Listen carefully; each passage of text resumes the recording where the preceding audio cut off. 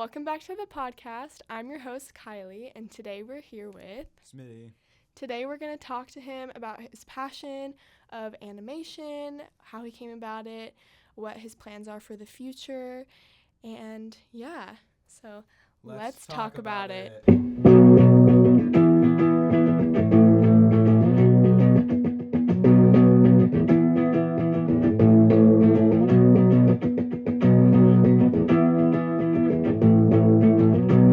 Okay, so what grade are you in? I am a sophomore.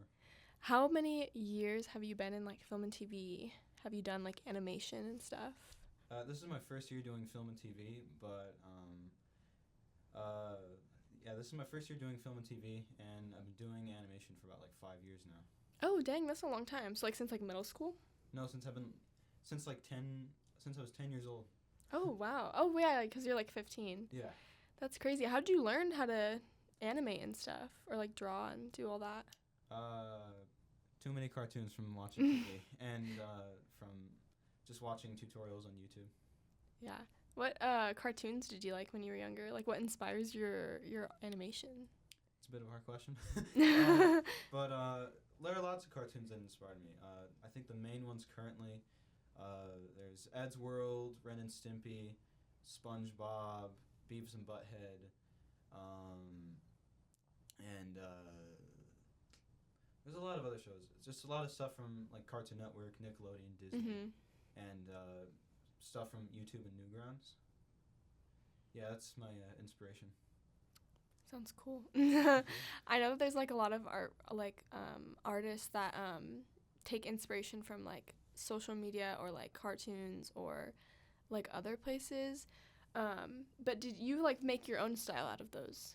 Right. So what started was the first few things I started with was like the 1930s rubber hose style from the really really old Disney cartoons and Fleischer cartoons.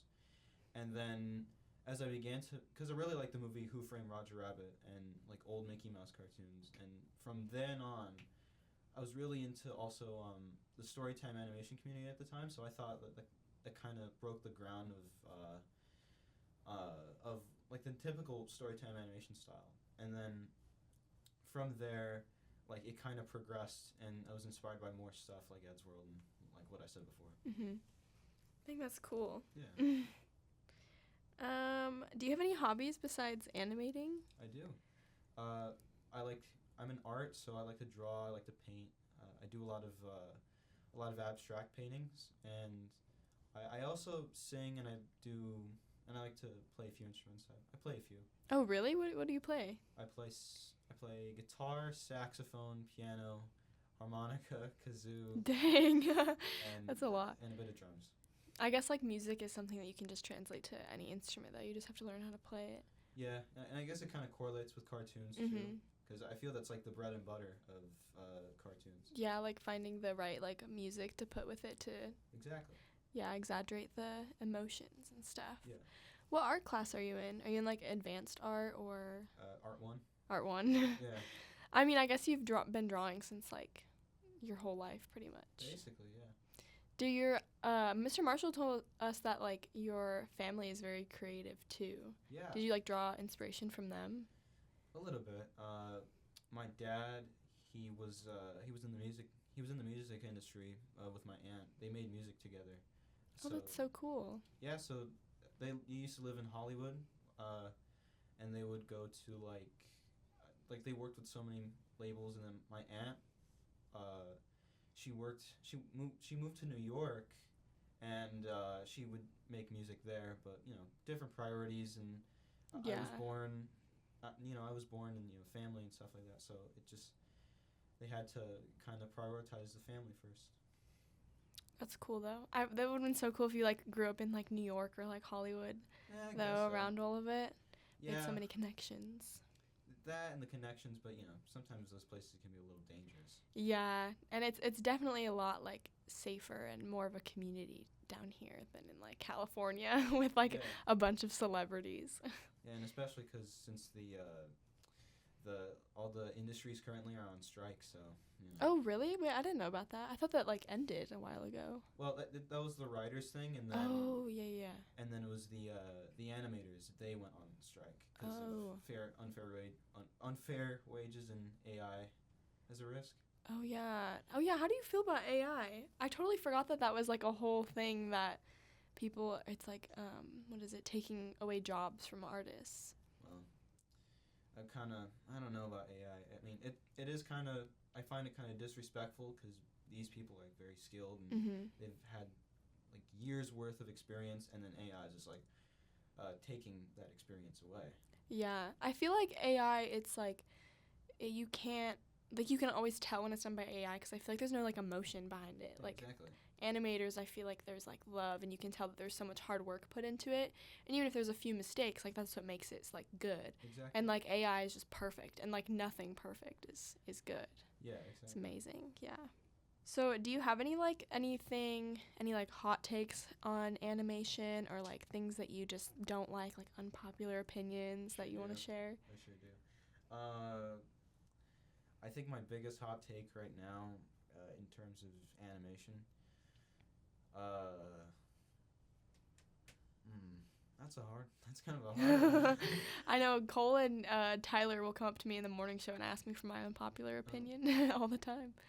I think, there's a big one. Unoriginality in Hollywood, because there's so many, like, reboots of old cartoons. Yeah. Like, when was the last time we just did not have a Garfield reboot, or, like, a reboot of some old cartoon? Like, there's not much originality anymore. There is some, but they have the risk of being, like, blacklisted off of streaming platforms. And that's why I think indie animation is really going off the ranks. Because you have a lot of good shows out now, like Digital Circus and Ed's World and Battle for Dream Island. Those shows are really going off the ranks online. I think it's like I do agree. I think it's very like sad that there's no more like originality in the film industry, more specifically, because like a lot of the films are just like reboots or like part 2s or like based off like something else. And I feel like it's like okay if it's like a book to movie adaptation or like a video game to movie adaptation. I feel like that's cool because then the fans get to see it in like real life. Yeah. But if it's just like a continuation of like something that's like always just it's always going to stay the same, like you know what's going to happen, like it's boring at that point. Yeah, just look at Fast and Furious. Yeah, I was just about to say that. There's like 9 of them. I think I like when I went to go see, I think it was like 7 or 8. The 7th or 8th one, there was like a scene where they drove into space, and that's when I was like, this is too much. Like, I'm never watching one of these again. Yeah. And I don't think I watched the last one, but like the first like I would say like 5 were like pretty original and like good. Yeah. But then after like a while it was just very repetitive and like very CGI, and you could just tell that the actors were like over it. And yeah. Especially like Riverdale. Have you heard about the Riverdale? No, I have not. It was such a good show, season 1, and season 2 was like okay, and then they just kept on going with like random like different plot lines. Like there was like a cult plot line. Like the original season 1 was like originally about like some guy going missing, and like they had to find like who killed him and stuff. So it was like a murder mystery, and then it started getting into like sci-fi and like aliens, and it was crazy. It was so weird. Yeah, that's why my other hot take in cartoons is like, don't give it too many seasons. It doesn't matter if it's like, if you give it, like, it doesn't matter if it makes money. That's why SpongeBob, I think, is just kind of like fuzzed out from what it originally was. Because when you think of SpongeBob, you think of like the original seasons and the movie, because they're so iconic. Like, when you think of SpongeBob, you probably think of like, all right, Pinhead, your time. Yeah. Who you call him Pinhead? Like, you think of that, but not like the new SpongeBob seasons. Yeah. And that's why I think like, because Steven Hillenburg, the creator of SpongeBob, like he wanted the movie to be like the finale. And like what were you saying about Riverdale? Like I think if you pull it too much, it like the original drive, the creativity, it just starts to die out, and it's not good. Yeah, like the actors in Riverdale, they signed a contract that said that they would have to be in the show for like I think it was 7 seasons. So like even they were just like this is ridiculous, but I have to do it. So like their performance wasn't the best because they were like required to perform not because they wanted to, but because they had to. So it's like the creativity and like the acting is just it's so bad like by the end of it. Yeah, that's terrible. Yeah. I already asked. Did I ask you what? Yeah, I asked you what inspired you to get into animation. I mean, what did you like originally want to start like animating? Like when you like fell in love with like drawing and stuff, or did you want to like go into something else? When I was a kid, I wanted to be a musician like my dad, like a pop star like Michael Jackson. But then when I learned about cartoons more, because keep in mind I was hooked on cartoons. Like cartoons were everywhere around me. I could not tell you the amount of cartoons I was watching from like age 4 to age to like right now, like as we speak.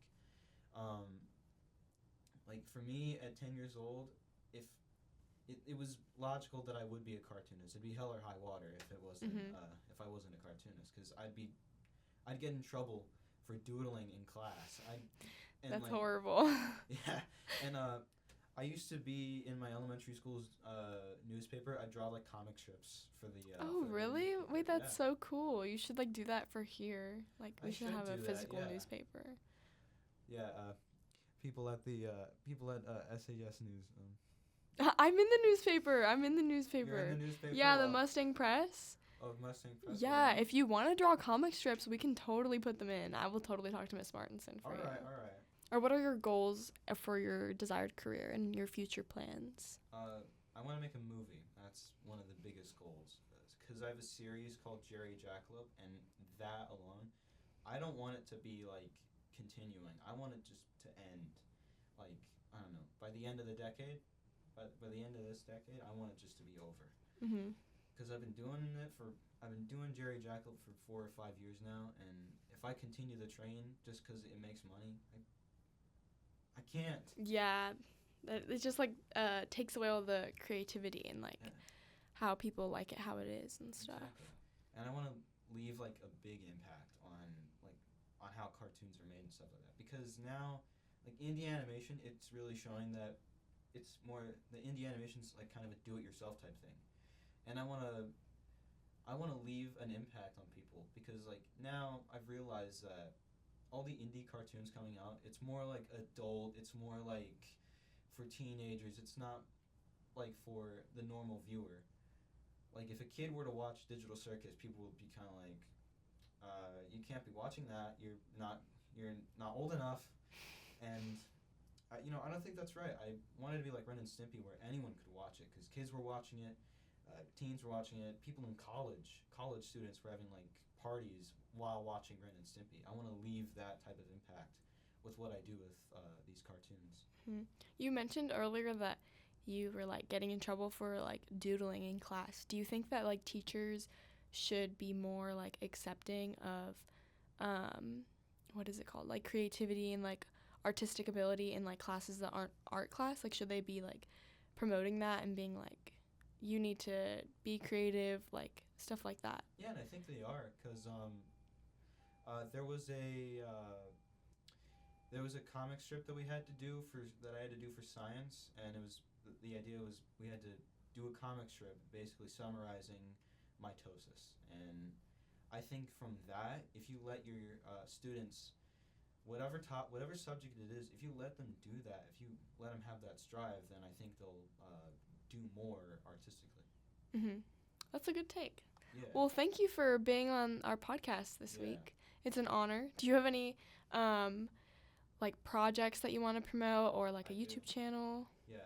So currently in the works, me and a few buddies of mine, we are currently working on a project called Jerry Jackalope the Fishing Trip. It's about 3 characters and named Jerry, Arnold, and Milo, and they're going fishing. I think I saw the trailer on your account. Yeah. Yeah. It's been in the works for like 2 years now, so we're almost done finally. And hope you subscribe to my YouTube channel. It's Smith Tunes. Link in the description. We'll put the link and then we'll put it right here too. Yeah. Are you gonna have like a premiere for your movie or anything like that? Hopefully. I was thinking of doing a premiere for the fishing trip. Either just at my house, and invite some friends, maybe some people that know how to document, and then just have it promoted there. Well, invite me and I will go. We'll watch it. All right. Yeah, and if you guys want to see it too, make sure you subscribe. Or you could, we'll put your Instagram here too. You could DM him and ask about it. Yeah. Well, thank you so much for being on the podcast this week. It's an honor. Yeah. Bye, guys. Bye.